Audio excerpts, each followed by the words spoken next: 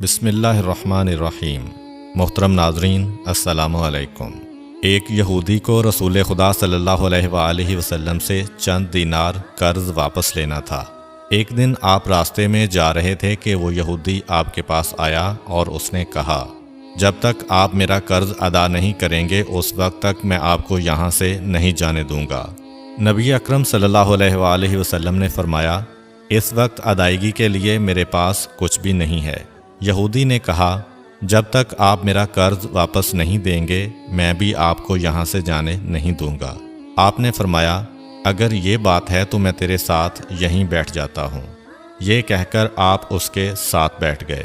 جیسے جیسے وقت گزرتا گیا آپ کے صحابہ وہاں جمع ہوتے گئے۔ جب انہوں نے یہودی کی یہ جسارت دیکھی تو انہوں نے اس کو سزا دینے کا ارادہ کیا۔ آپ نے انہیں ہر طرح کی تادیبی کارروائی سے روک دیا اور فرمایا کہ تم دور چلے جاؤ۔ حکم رسول کے تحت صحابہ دور چلے گئے۔ سورج لمحہ بلمحہ گرم ہو رہا تھا اور اس کی تپش سے آپ کو اذیت پہنچ رہی تھی، یہاں تک کہ آپ کے چہرہ اطہر سے پسینہ بہنے لگا۔ اس کے باوجود آپ نے کسی طرح کے غصہ کا اظہار نہ کیا اور کوئی سخت جملہ نہ کہا۔ آپ سارا دن وہیں بیٹھے رہے اور ظہر، عصر اور مغرب و عشاء کی نمازیں وہیں پڑھیں۔ پھر رات چھا گئی۔ آپ نے رات بھی وہیں بسر کی اور فجر کی نماز بھی وہیں پڑھی۔ صحابہ یہودی کو ڈرانے دھمکانے لگے۔ آپ نے فرمایا، تم اس سے یہ کیسا سلوک کر رہے ہو؟ صحابہ نے کہا، یا رسول اللہ، اس کی یہ جرت کہ آپ کو یرغمال بنا کر اپنے پاس بٹھا لے۔ آن حضرت صلی اللہ علیہ وآلہ وسلم نے فرمایا، اللہ نے مجھے اس لیے نہیں بھیجا کہ میں کسی ہم پیمان یا کسی اور پر ظلم کروں۔ جب دن چڑھا تو یہودی نے کلمہ اسلام پڑھتے ہوئے کہا، اشہد ان لا الہ الا اللہ و اشہد ان محمدً عبدہ و رسولہ۔ میں اپنی دولت کا ایک حصہ راہ خدا میں دیتا ہوں۔ میں نے آپ کو اس لیے نہیں روکا تھا کہ میں آپ کی توہین کروں۔ اس ذریعے سے میں آپ کے پیمانہ صبر کو آزمانا چاہتا تھا، کیونکہ تورات میں میں نے آپ کی یہ صفت پڑھی ہے، محمد بن عبداللہ مکہ میں پیدا ہوگا اور طیبہ کی طرف ہجرت کرے گا۔ وہ تندخو اور سخت مزاج اور بیہودہ گوئی کرنے والا نہ ہوگا اور کوئی جھوٹی بات زبان سے نہیں کہے گا۔ اس طرح سے میں نے آپ کو یہاں رکھ کر اس بات کی تصدیق کی ہے کہ تورات نے بالکل سچ کہا تھا۔ رسول اکرم صلی اللہ علیہ وآلہ وسلم مبعوث برسالت ہونے کے 3 سال بعد تک خفیہ طور پر دعوت اسلام دیتے رہے۔ اس کے بعد اللہ تعالیٰ نے آپ کو حکم دیا کہ آپ کھل کر اللہ کا پیغام پہنچائیں اور لوگوں کو خدا کی طرف دعوت دیں۔ ایام حج شروع ہوئے تو پورے جزیرۃ العرب سے لوگ مکہ کی طرف آنا شروع ہوئے۔ نبی اکرم صلی اللہ علیہ وآلہ وسلم کوہ صفا پر چڑھے اور آپ نے بلند آواز سے فرمایا، لوگو، میں اللہ کا رسول ہوں، تم اللہ رب العالمین پر ایمان لے آؤ۔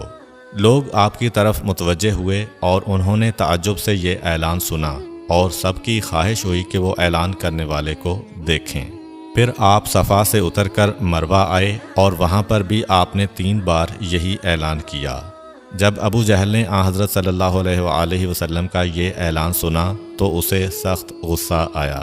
اس نے زمین سے ایک پتھر اٹھا کر آپ کی پیشانی پر مارا، جس سے آپ کی پیشانی زخمی ہو گئی، خون بہنے لگا اور آپ کا پورا چہرہ لہو لہان ہو گیا۔ اس کے بعد تمام مشرکین آپ کو پتھر مارنے لگے۔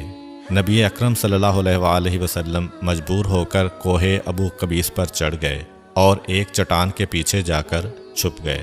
مشرکین نے بھی آپ کا تعاقب کیا لیکن آپ انہیں کہیں دکھائی نہ دیے۔ ناکام و نامراد ہو کر انہیں واپس آنا پڑا۔ اسی اثناء میں ایک شخص نے حضرت علی علیہ السلام کو اس واقعہ کی اطلاع دی اور کہا کہ میرا خیال یہ ہے کہ محمد مارے جا چکے ہیں، نعوذ باللہ۔ یہ سن کر حضرت علی علیہ السلام کو شدید دکھ ہوا اور آپ ام المومنین حضرت خدیجہ الکبریٰ سلام اللہ علیہ کے پاس آئے اور ان سے کہا، میں نے سنا ہے کہ مشرکین نے رسول خدا صلی اللہ علیہ وآلہ وسلم پر سنگ باری کی ہے اور بعض لوگوں کا یہ گمان ہے کہ نبی اکرم شہید ہو گئے ہیں۔ آپ روٹی پانی اٹھائیں اور میرے ساتھ انہیں تلاش کرنے کے لیے چلیں، ممکن ہے ہمیں ان کا کہیں نشان مل جائے۔ آپ وادی پر نظر رکھیں اور میں پہاڑ کے دامن میں آپ صلی اللہ علیہ وآلہ وسلم کو تلاش کرتا ہوں۔ آپ روتے ہوئے آگے بڑھے اور آپ کہہ رہے تھے، یا رسول اللہ، ہمیں جواب دیں، آپ کہاں ہیں؟ میری روح آپ پر قربان، آپ کس وادی میں بھوکے پیاسے ہیں؟ آپ نے مجھے اپنے ساتھ کیوں نہ لیا تھا؟ حضرت خدیجہ رو رو کر فریاد کر رہی تھیں، کوئی ہے جو نبی مصطفیٰ کی مجھے خبر دے؟ کیا کسی نے انہیں دیکھا ہے جو مجھے ان کے متعلق بتلائے؟ اس وقت جبریل امین علیہ السلام رسول خدا صلی اللہ علیہ وآلہ وسلم پر نازل ہوئے۔ ان کے پیچھے ملائکہ کی بہت سی صفیں تھیں۔ انہوں نے حضرت صلی اللہ علیہ وآلہ وسلم سے کہا، خداوند جبار نے ہمیں آپ کے فرمان کی تعمیل کے لیے بھیجا ہے۔ اگر آپ چاہیں تو ہم اس قوم کو تباہ کر دیں گے اور ان کا دنیا میں کہیں نام و نشان تک دکھائی نہ دے گا۔ رحمت للعالمین نے فرمایا، میں نبی رحمت بنا کر بھیجا گیا ہوں، میں عذاب و انتقام کا حامی نہیں ہوں۔ پروردگار میری قوم کو معاف کر دے، وہ مجھے جانتے نہیں ہیں۔ جبریل امین علیہ السلام نے حضرت صلی اللہ علیہ وآلہ وسلم سے کہا، خدیجہ سلام اللہ علیہا آپ کو تلاش کر رہی ہیں۔ خدیجہ کے رونے نے آسمان کے فرشتوں کو رلا دیا ہے۔ آپ انہیں جواب دیں، خدا کی طرف سے اور ہماری طرف سے انہیں سلام پہنچائیں اور انہیں جنت کی بشارت دیں۔ نبی اکرم صلی اللہ علیہ وآلہ وسلم نے خدیجہ و علی کو صدا دی اور انہیں اپنے پاس بلایا۔ دونوں شخصیات آپ کی خدمت میں حاضر ہوئیں۔ انہوں نے آپ کی پیشانی پر پٹی باندھی اور گھر لے آئے۔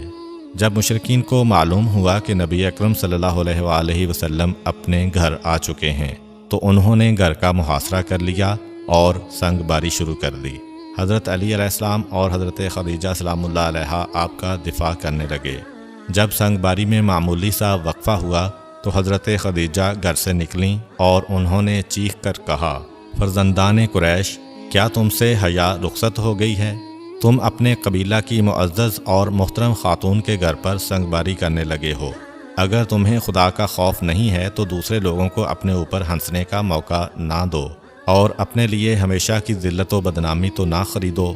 جب مشرکین نے حضرت خدیجہ سلام اللہ علیہا کی گفتگو سنی تو ندامت کے مارے ان کے سر جھک گئے اور وہ شرمندہ ہو کر اپنے گھروں کو چلے گئے۔ نبی اکرم صلی اللہ علیہ وآلہ وسلم نے دعوت اسلام کا آغاز ان روح فرسا واقعات کے ساتھ کیا تھا۔ آپ پر کروڑوں سلام ہوں۔